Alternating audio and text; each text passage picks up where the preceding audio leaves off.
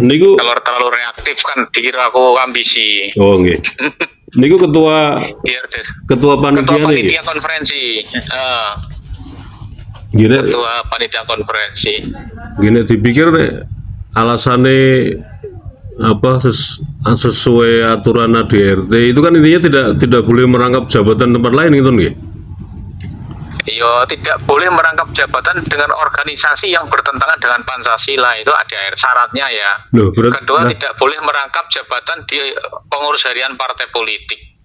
Itu syarat ketua, ya, itu beda syarat menjadi ketua. Dan itu kan sudah diseleksi ketika mau pemilihan. Jadi syarat-syarat itu kan diseleksi.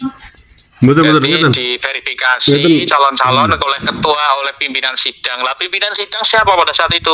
Ketua PBNU dan Katib Surya PBNU yang memimpin sidang loh ya, Konvercap. Nggih, betul.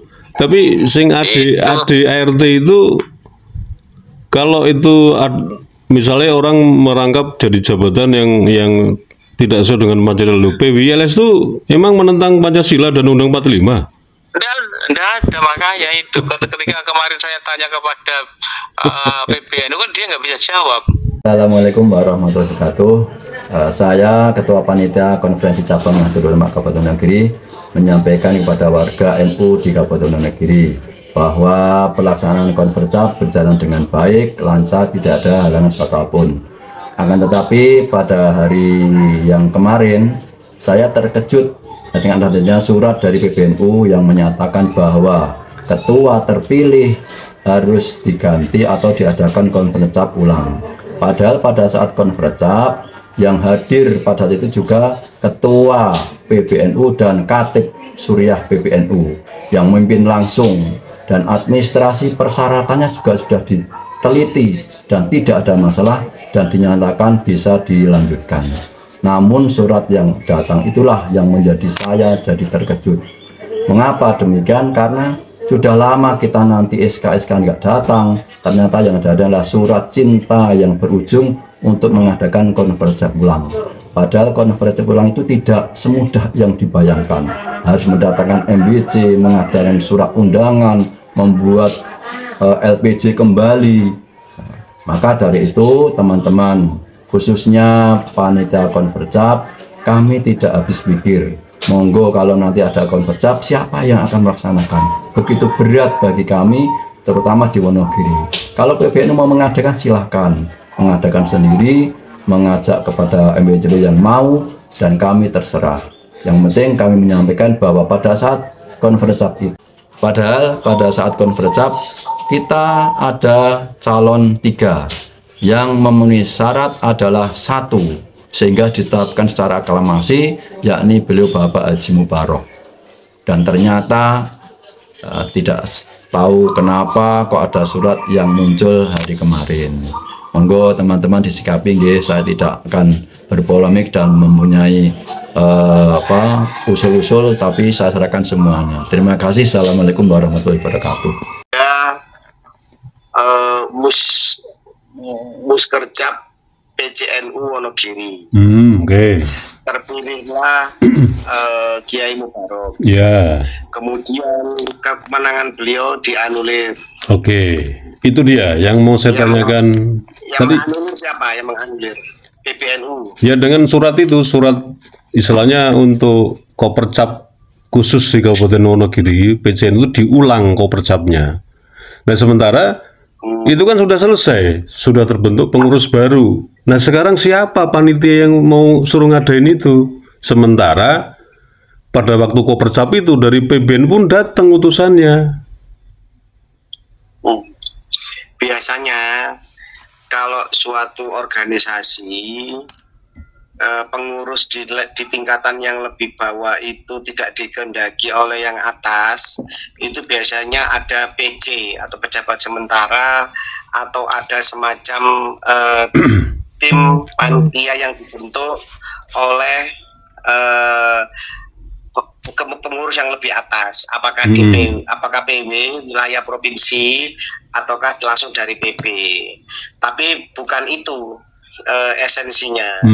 Esensinya organisasi itu dikatakan modern, dikatakan dewasa, organisasi itu dikatakan sudah maju dan layak untuk menjawab tantangan zaman. Organisasi organisasi yang dianggap sebagai organisasi ketauladanan, apalagi membawa nama ulama, itu seharusnya ya konsisten, ya demokratis. Seandainya seseorang sudah terpilih melalui suatu pemilihan yang sama demokratis dan apalagi aklamasi atau tidak melanggar tata tertib aturan perundangan di organisasi tersebut, maka tidak ada alasan untuk kemudian dibatalkan kemenangannya, kan harusnya begitu. Ya, betul.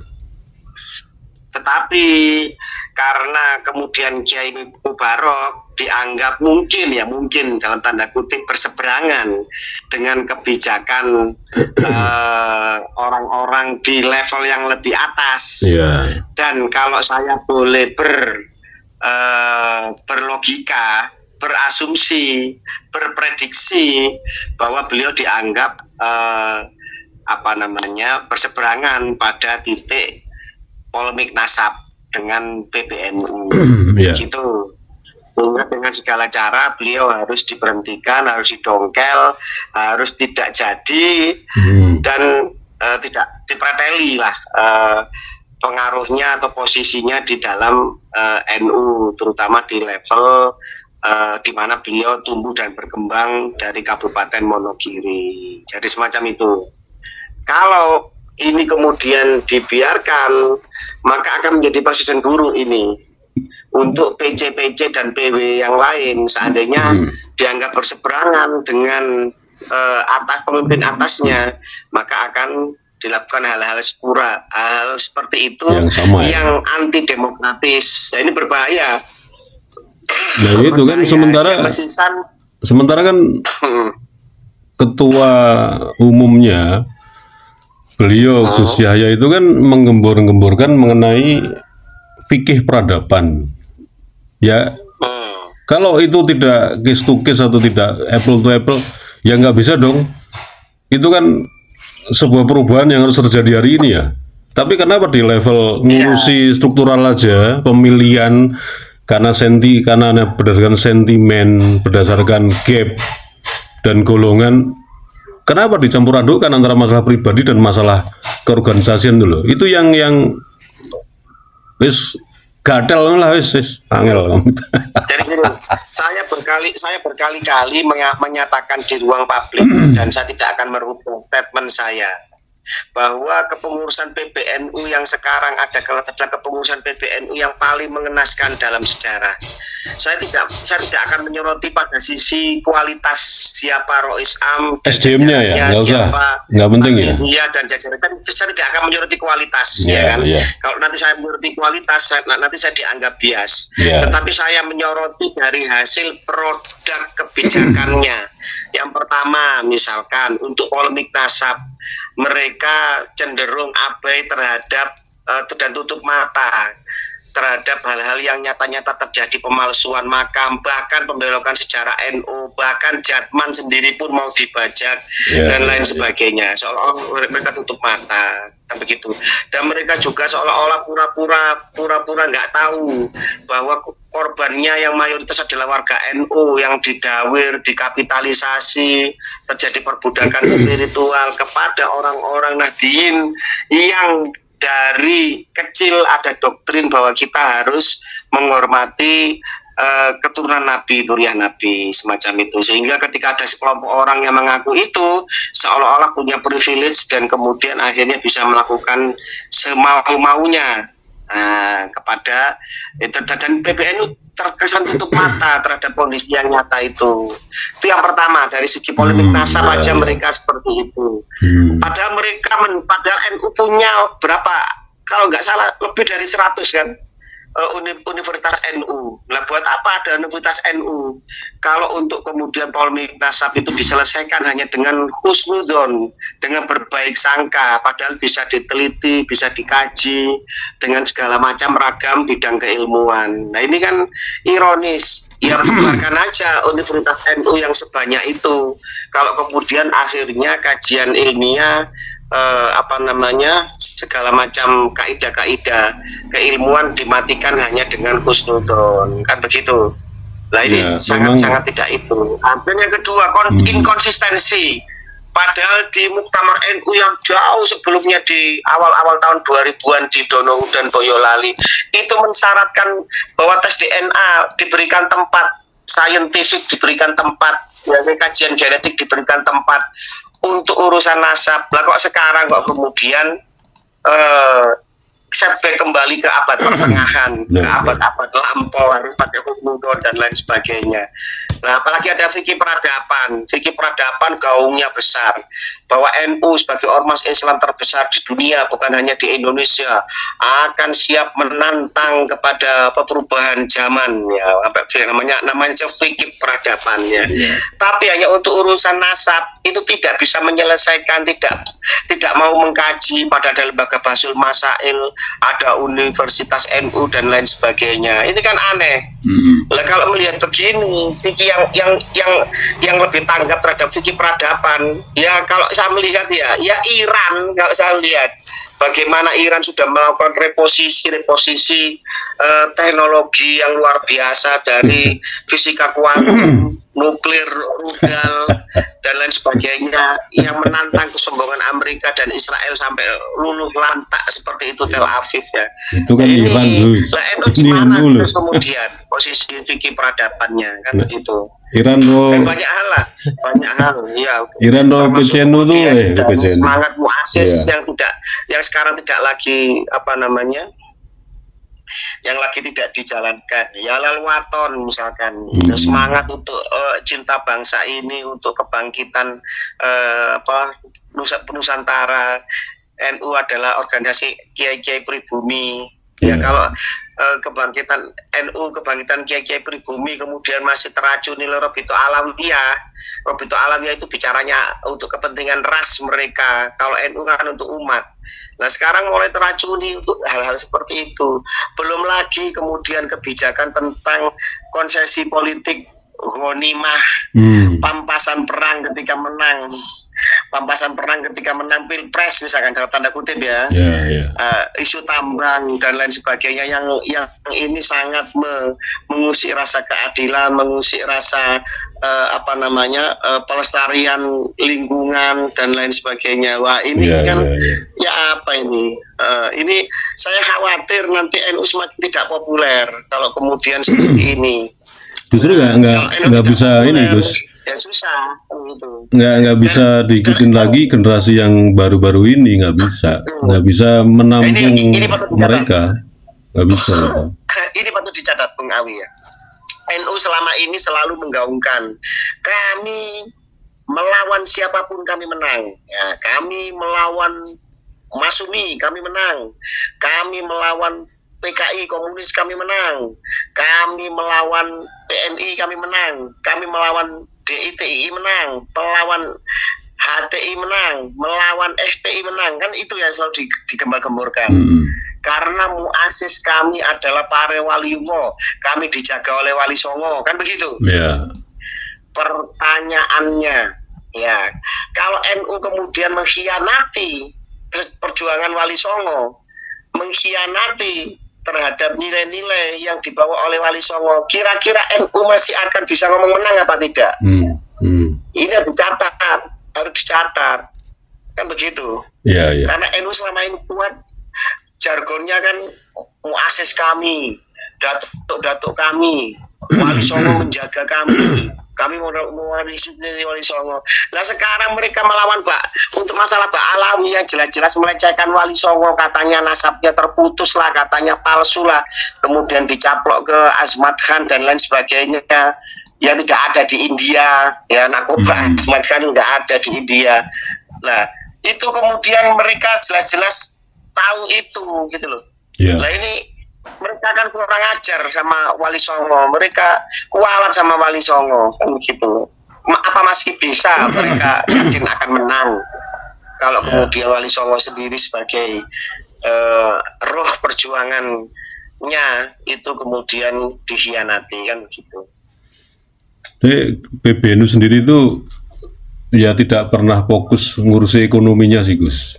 Soalnya kembali lagi kan, saya pikir yang di PCNU yang di bawah lah, PW sama PCNU kan, saya pikir kan ada biaya operasionalnya gitu. Sebelum Syarikat Islam berdiri ada Syarikat Dagang Islam. Sebelum Nahdlatul Ulama berdiri sebenarnya ada Nahdlatul Tujar, penataan perekonomian. Lah, penataan perekonomian ini harus serius. Perekonomian yang bagaimana? Kan begitu. Perekonomian yang mensejahterakan anggotanya, yang mensejahterakan umat, atau mensejahterakan pengurus-pengurusnya. Kan begitu. Jangan menjadi makelar politik. Partai ini, calon pilpres ini, calon gubernur ini. Aku ketua ormas fulan, misalkan gitu. Masaku sekian, maka belilah masaku, dukunganku untuk kamu itu sekian. Nah, nanti kalau menang, aku minta nagih lagi, aku minta konsesi APBN, APBD, BUMN, atau konsesi tambang, lahan dan lain sebagainya. Lah, apa gunanya? Apa bedanya ini? Ormas keagamaan dengan makelar sapi kan begitu ya. Makanya gue nggak pernah serius kalau urusan ekonomi gitu loh. Coba kalau serius saja pasti akan imbang dengan Muhammadiyah gitu loh, kan mereka serius. Ekonomi profesional gitu loh, bukan ekonomi yang angkringan, kelasnya kelas sekarang beli sekarang habis, bukan kelas investor lah. Ya nggak ada emang yang profesional loh di PBNU itu. Iya, ya mohon maaf, saya warga NU, saya mantan aktivis NU di level dulu masih sejak mahasiswa. Cuma kalau untuk urusan perekonomian jauh lebih modern Muhammadiyah. Nggak profesional gitu. Aset-aset pribadi itu diwakafkan, dihibahkan kepada organisasi, sehingga organisasinya yang kaya sampai punya segala macam rumah sakit, sekolah, yayasan, sekarang sudah punya sudah punya waralaba, sudah punya toserba dan lain sebagainya. Itu Muhammadiyah. Tapi kalau NU kan tidak, NU kerajaan kecil kan begitu. Ya artinya nggak, kalau secara perusahaan itu tingkat likuiditasnya dia udah nggak punya sekarang. Nggak punya investasi apa? Nggak punya. Likuiditasnya sangat nol sama, makanya gini loh Gus. Sekarang kurang gimana sih para Nahdliyin yang rela dan mau menjadi pengurus di PCNU tanpa bayaran. Ya terlepas orang-orang itu punya kepentingan apa secara pribadi ya, tentang jabatan itu lain hal. Tapi kurang gimana para Nahdliyin itu mengorbankan dirinya untuk masuk di organisasi tanpa dibayar. Ini bukan aku belain Kiai Mubarok, enggak, saya juga nggak punya kepentingan apa dalam ini. Tapi sangat memprihatinkan sekali kalau PBNU terus-terusan seperti ini. Ojo meneh ngurusi masalah investasi, masalah bagaimana dia bisa terus tumbuh secara ekonominya, punya likuiditas yang mumpuni. Jangankan itu, ngurusi organisasi ora becus kok. Janganlah. Urusan pribadi itu campur tangan dengan urusan organisasi. Angel nih. Saya katakan ya, saya sering ke Jogja Solo. Keluarga besar saya ada di Jogja, di Solo. Tapi saya belum pernah, kalau saya ingat saya ya, ketemu sama Kiai Mubarok, belum pernah. Saya hanya lihat videonya, saya lihat gelora semangatnya, saya lihat militansinya, saya lihat bagaimana etos semangat beliau merawat marwah leluhur, kemudian membangun jaringan untuk Nahdliyin, untuk keluarga Wali Songo. Saya lihat itu gitu. Saya belum pernah ketemu beliau, seingat saya ya, belum pernah ketemu beliau. Tapi saya salut dan saya kagum dengan sepak terjang beliau gitu. Jadi seharusnya PBNU itu bangga punya seorang kader yang pemberani, yang lantang, yang tegas, yang punya sikap, yang berani berkorban, punya karisma kepemimpinan. Harusnya PBNU itu bangga. Itu nanti akan orang-orang seperti Kiai Mubarok ini ada di tiap cabang, ada di tiap wilayah. Ini akan membuat NU gaungnya mendunia. Betul. Kan begitu, punya marwah, punya harga diri, punya keberanian, ya kan, punya mentalitas pejuang dan petarung, kan begitu. Itu jangan diangkat oleh orang-orang nun sewu, sampai itu kayak yang kumisan dari Malang itu, wakil ketua itu. Jadi, saya nggak kenal. Panitia haji dia ketawa-ketawa makan-makan tutupnya itu. Sementara jamaah hajinya terlantar sampai pingsan-pingsan, nggak dapat bis, jalan kaki. Oh iya, itu fakta di sana begitu ya? Iya, kemudian merusak dalam tanda kutip ya, melanggar undang-undang itu kepulauan, apalagi tempat wisata yang kelas dunia yang terkenal keindahannya, kemudian dirusak untuk membuat tambang-tambang yang tidak presisi. Nah itu kan sudah juga melanggar ADRT kan. Kalau dipikir merangkap jabatan kan, betul nggak? Lah iya.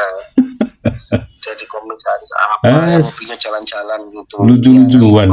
Lucu-lucuan, Gus. Saya nggak nyebut nama ya. Saya nggak nyebut nama ya. Konon katanya. Saya nggak nyebut nama loh ini. Iya.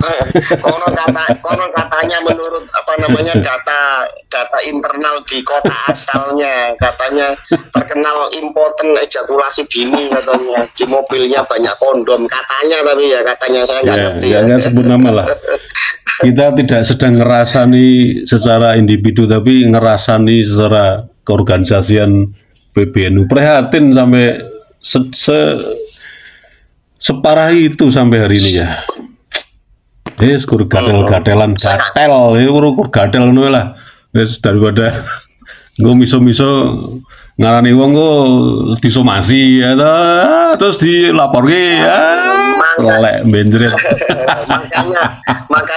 makanya NU sekarang itu bukan bergeser dari Nahdlatul Ulama menjadi nunut urip, nunut urip sih kurang, akhirnya nipu umat. Naudzubillah min dzalik, ya Allah, kan begitu. Dan jangan alergi dikritik, itu tidak ada yang maksum, tidak ada yang tidak ada yang kebal untuk dikritik. Katanya Kanjeng Nabi, cintailah orang yang mengkritikmu dan berhati-hatilah pada orang yang memujimu. Jangan pengen disanjung, dipuji terus, kan begitu. Dikritik itu bagus. Untuk apa? Untuk sadar diri. Iya, dengan orang mengkritik kita, kenapa kita disuruh mencintai? Karena apa? Dia sedang berterus terang, dia sedang mencari kelemahan kita, mencari kekurangan kita. Dari situ kita bisa memperbaiki. Bagaimana menjadi kuat kalau kita alergi terhadap kelemahan-kelemahan kita untuk memperbaikinya, kan begitu. Kira orang. Iya, jangan dulu. Lah makanya Gus. Kira orang sengit. Waduh, apa namanya, ya Allah. Ini kan orang lagi sengit dengan orang-orang pengurus PBNU pusat. Enggak loh, ini enggak sedang sengit, sedang benci, enggak. Ini rerasan, tapi yang buat tulung kayak melek matamu, melek hatimu, mergonya jabatan cuman kayak daki aja sampai seperti itu. Lapor no sabar Gus Dur kan memberikan contoh. Untuk jabatan presiden saja, kata Gus Dur, tidak ada jabatan yang perlu dipertahankan secara mati-matian. Itu kan Gus Dur. Di mana sekarang marwahnya PBNU itu di mana sekarang? Betul. Untuk sebuah jabatan mereka melakukan segala macam cara, kan gitu. Gus Dur mengatakan organisasi bajingan. Ya, tapi petinggi NU kita mengatakan apa? FPI, bangsa ini beruntung atau FPI dibutuhkan untuk bangsa ini. Lah ya apa terus? Lah kok kemudian nilai-nilai dari guru besar bangsa kita diabaikan begitu saja kan begitu.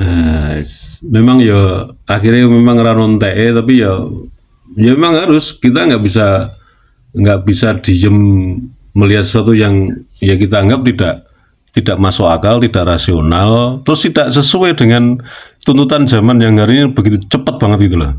Sementara mereka ya mereka jalan di tempat.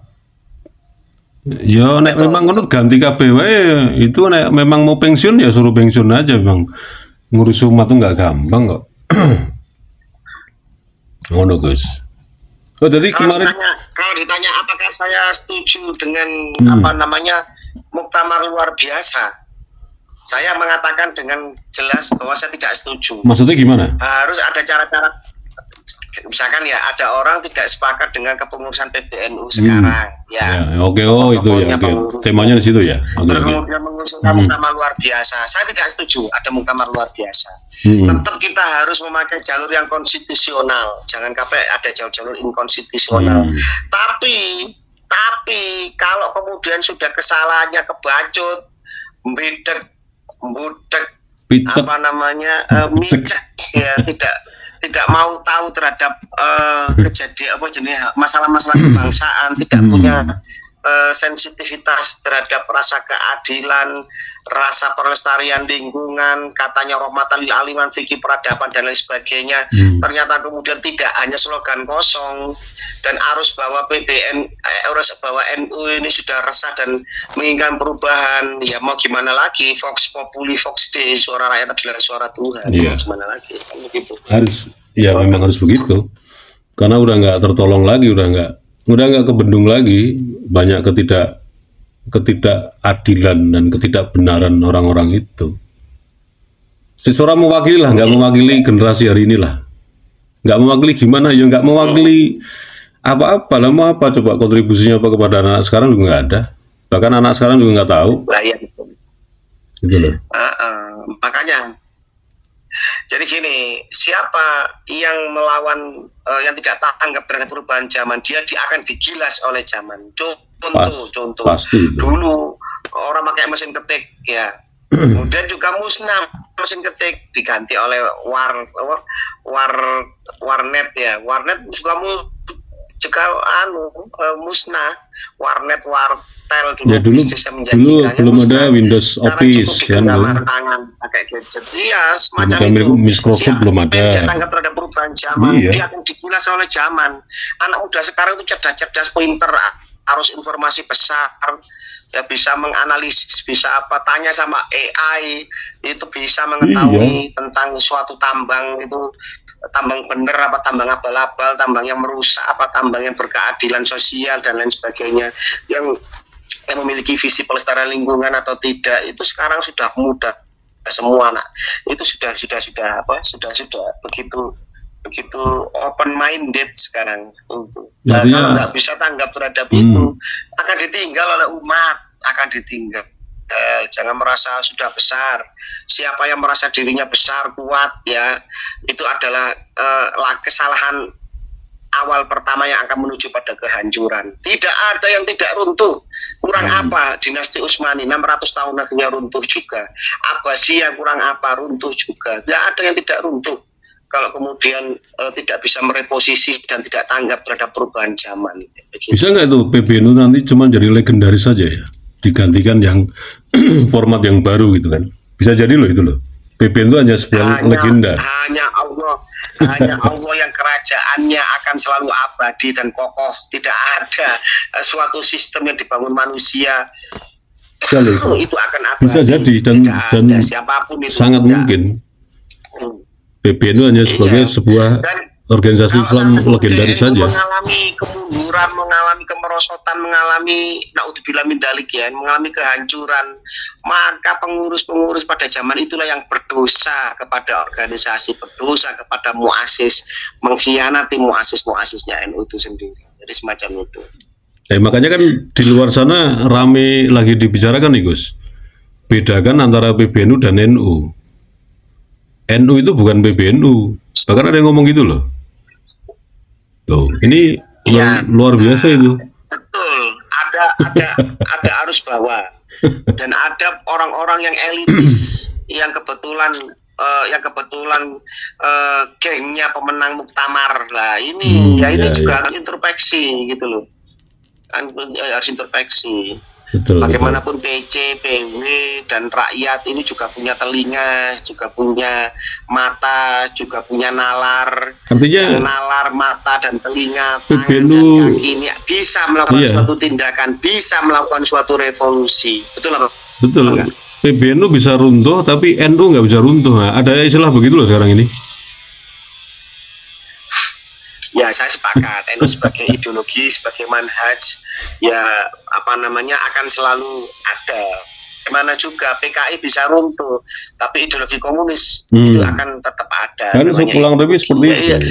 NU juga punya manhaj, ya punya ideologi, itu akan tetap ada. Tapi secara organisasi ada sistem keorganisasian bisa runtuh kapan saja bisa. Gitu. Ya karena saya ulangi lagi, secara kapital nggak punya, likuiditas apalagi, terus investasi yang sekarang ini ada yang bisa dilihat oleh para Nahdlin juga nggak ada. Sekolah-sekolah yang ada itu emang representatif kepada para Nahdlin? Enggak.